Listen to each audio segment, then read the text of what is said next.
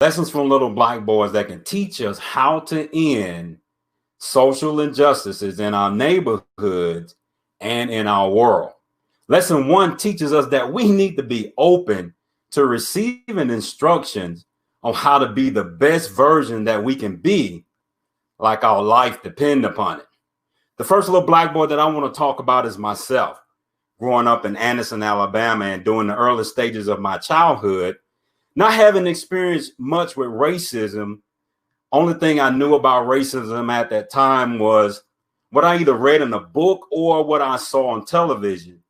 Even though Anderson, Alabama was known for the infamous 1961 Freedom Ride bus burning, it wasn't until my family moved away from Anderson, Alabama to a small town called Wedowee, Alabama.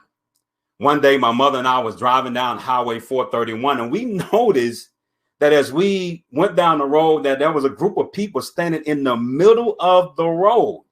And as we got closer to them, we also noticed that they were all dressed in white.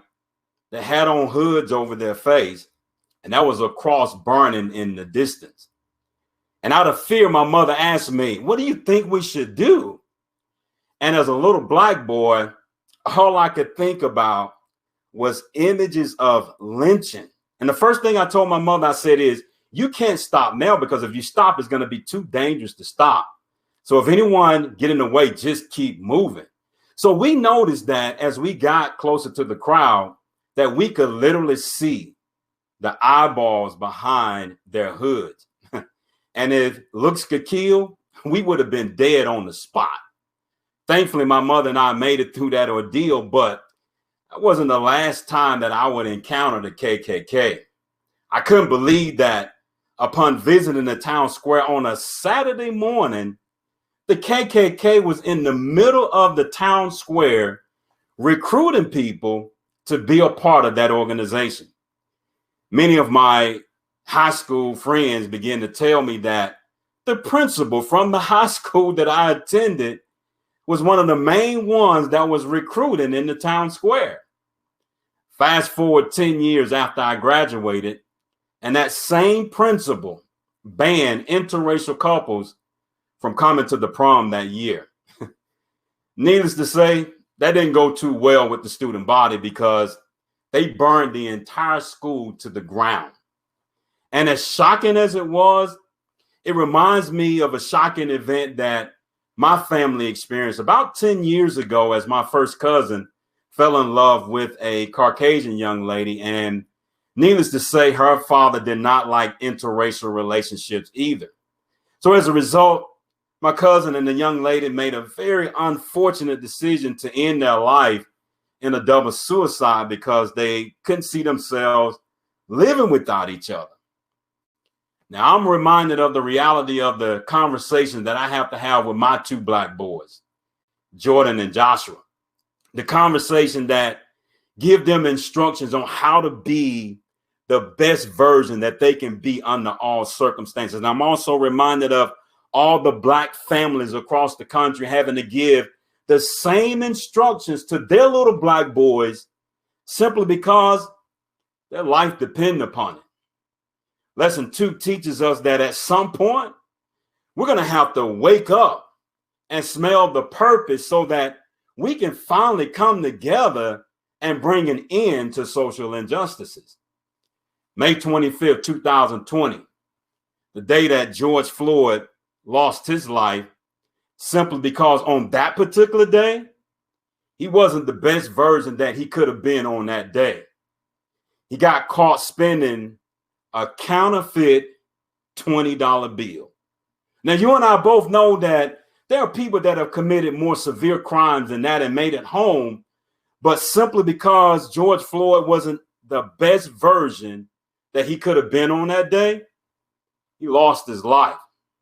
But we can hear his daughter, Gianna Floyd, as she say, "My daddy changed the world," because from that event, we saw people begin to mobilize from all backgrounds and all races.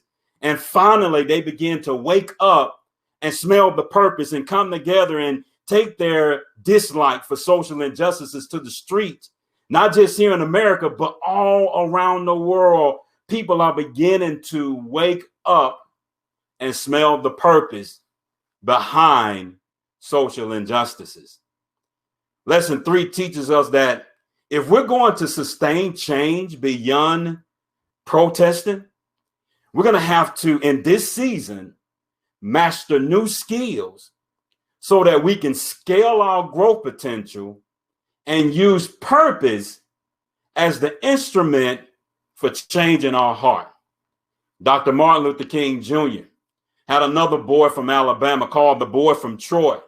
We know him as the late Congressman John Lewis, who epitomized what it meant to master new skills, to scale growth potential so that purpose can be an instrument of change. Because on that freedom ride stop in Rock Hill, South Carolina in 1961, he was greeted by an angry mob and another gentleman by the name of Mr. Elwyn Wilson, who began to brutally beat him and others that was a part of that ride. But 48 years later, the same gentleman that beat him sought his apology, because John Lewis lived a legacy where he knew that his purpose was bigger than his pain. And if we're going to see change in the 21st century, we got to understand that coming together is going to produce growing pains, but we got to understand that our purpose is bigger than the pain that we're going to be able to experience, to give up a part of ourselves so that we can contribute to the greater good of all people.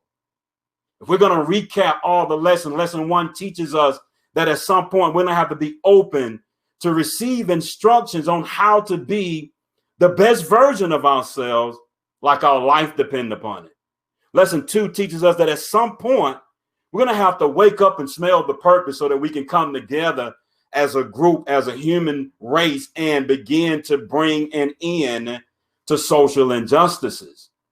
Lesson 3 teaches us that in this season of our life, if we're going to sustain change beyond protesting, we're going to have to master new skills so that we can scale our growth potential and move and use purpose to move the heart of every man, woman, boy, and girl for change.